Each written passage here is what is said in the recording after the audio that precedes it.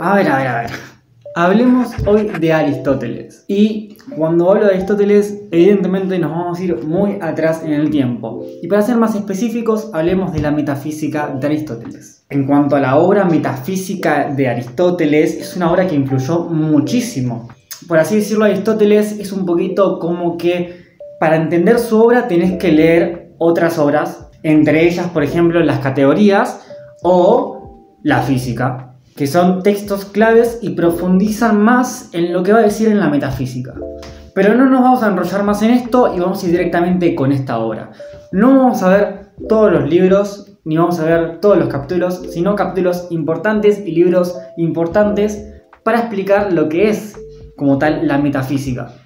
Y aparte, Aristóteles era un poquito como que redundante con lo que decía, volvía y repetía las cosas y con cosas específicas no vamos a entrar mucho en detalle porque, como ya dije, están en otros libros como la física y las categorías.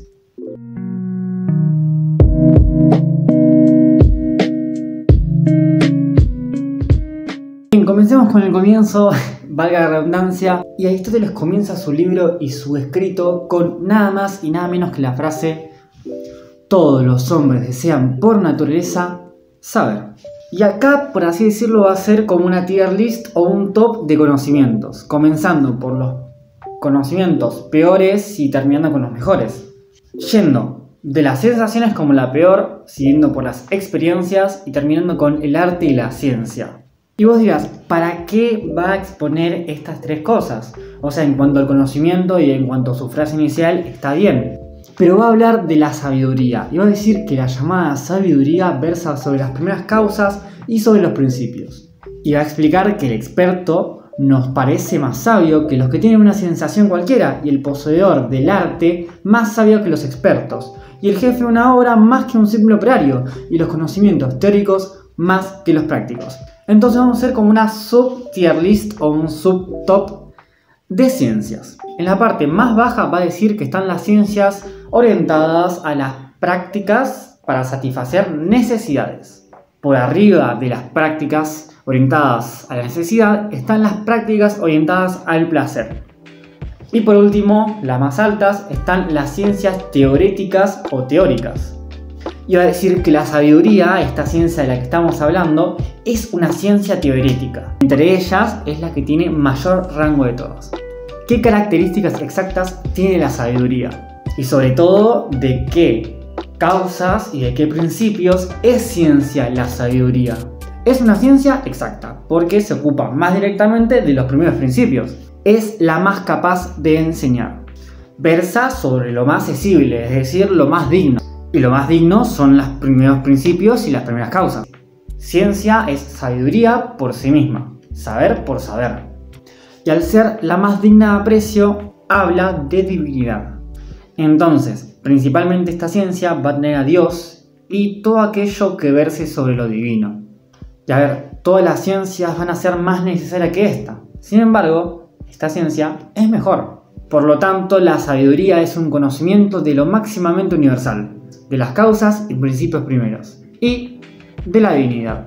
Es decir, este es un saber unitario. Después en la metafísica va a hablar de las 4 primeras causas y la filosofía anterior va a decir un poquito de que, bueno, que antes se hablaba de causas, por ejemplo, el movimiento del agua, el aire, pero él va a exponer 4 causas principales. La causa formal, material, eficiente y la que por ahora en esto no nos metemos porque está mejor expuesto en su libro de física. ¿Por qué metí esto? Para ver el cambio de la materia. Porque a ver, la materia no cambia por sí sola. Lo que se mueve no se mueve por sí solo. A ver, no se genera ni se destruye por sí sola. Hablando de esto, hay un principio anterior a la materia. O sea, ese principio es lo que los hace cambiar. Y ese es el principio que buscamos, el principio del movimiento. Pero para seguir en todo esto nos vamos a hacer un mate. Bien.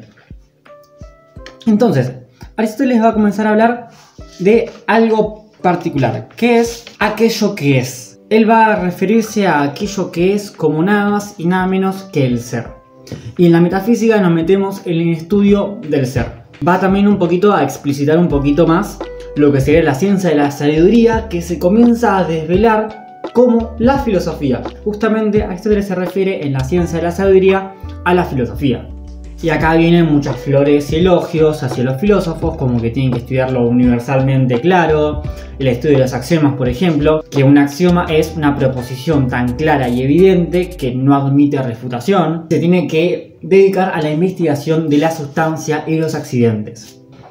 Es aquel que tiene que poner los límites en cuanto a los razonamientos. Ahora, ¿para qué metí el estudio de los axiomas?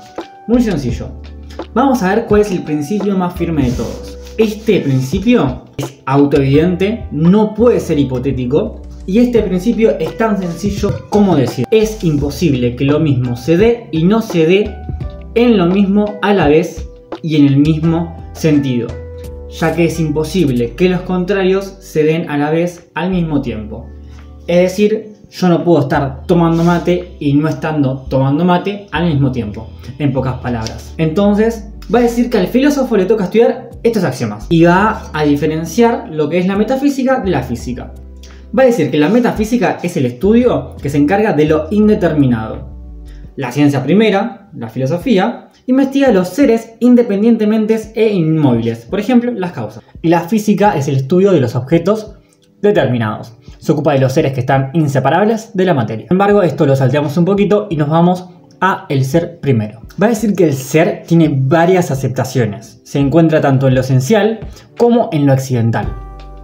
Para separar esto, lo esencial es lo que se da siempre y lo accidental es las partes de las cosas. Y entre estos dos, el ser primero es la esencia, no el accidente, Y en este caso, como para ponerlo más en ejemplo, cuando nosotros señalamos a una persona decimos él es el hombre y no él es dos brazos y dos piernas. Entonces la pregunta de qué es el ser se puede llegar a reducir a qué es la sustancia. Y la sustancia asimismo también es un concepto que resulta un poco ambiguo.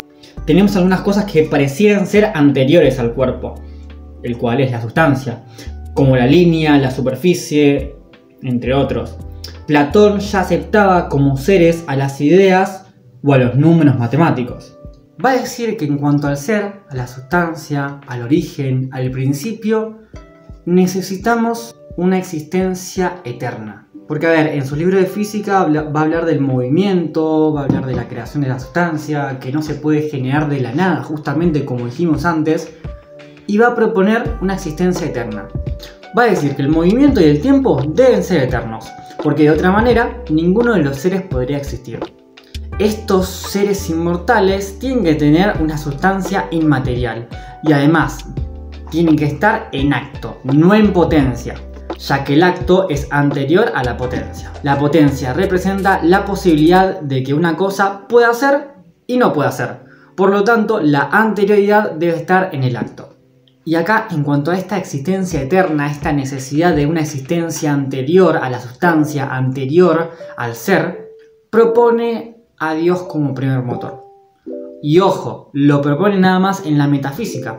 En la física lo toma como ejemplo, pero no lo propone. En la metafísica ya de por sí lo nombra como primer motor inmóvil. Va a decir que el primer movimiento que debe tener el primero de los seres es el movimiento circular. Y dicho movimiento lo produce un ser intermedio entre lo que lo mueve y es movido, y lo que es movido y no mueve. Es puro acto, no tiene ninguna posibilidad de no ser, es siempre acto. Este ser que está en acto mueve a los demás seres por el objeto del amor sin ser movido.